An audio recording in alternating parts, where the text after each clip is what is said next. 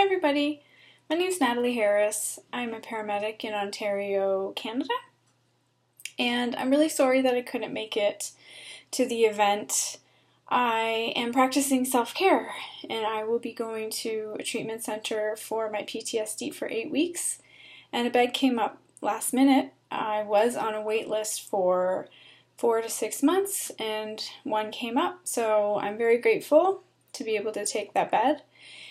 And however, I can't make it to the event. So I wanted to still send a quick hello, shout out, and share with you something that I was going to teach you if I was able to join you. And it's the difference between compassion and attachment. So as a paramedic, I got hired in 2003, and I worked a lot of my career with what I thought was, well, wait a second. I definitely worked in my career with compassion. You become a first responder because you have compassion for people and you want to help people, and that's kind of rooted in your core of who you are. But what I thought was happening was I thought I was having compassion fatigue. I thought I was getting burnt out by caring too much. So I did develop PTSD, and that was due to accumulation of calls, but one call in particular in 2012. But I still felt like over the years of being a paramedic, I was burning out, and I didn't know why, and I didn't know how to fix that. So with my treatment and my recovery through this process, I've been really lucky to have been introduced to a Buddhist center that is in my hometown. And I went one day with my sister-in-law, and the teacher there, lovely, beautiful teacher, had the topic of compassion. And I was like, this is great. I can't wait to learn all about compassion. I think I'm a compassionate person. I'm looking forward to what she can teach me.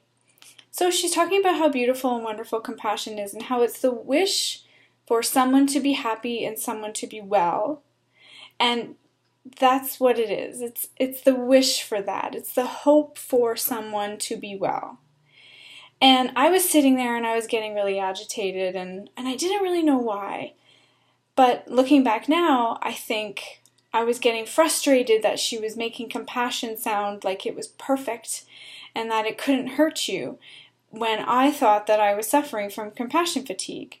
So I threw my hand up in the air because I'm one of those people in the class, and I said, this sounds really great. I love the teachings that you're teaching, but compassion made me sick. I'm a paramedic, and after X amount of years on the road, I feel like I'm burnt out. I feel like I can't do it anymore. And she looked at me so kindly and wonderfully, and she said, compassion never made you sick. Attachment did. And I thought to myself, I need to think about this. That makes sense. So compassion in itself has no way of hurting you. There's no, if you don't attach yourself to the outcome of your compassion, then compassion can't hurt you. So leave it to me to challenge the name of something that many experts out there have called compassion fatigue. And I challenge it to be renamed attachment fatigue. Because when I looked at it differently and I changed my perspective and I realized that my compassion was never hurting me, my attachment to the outcomes of my compassion was.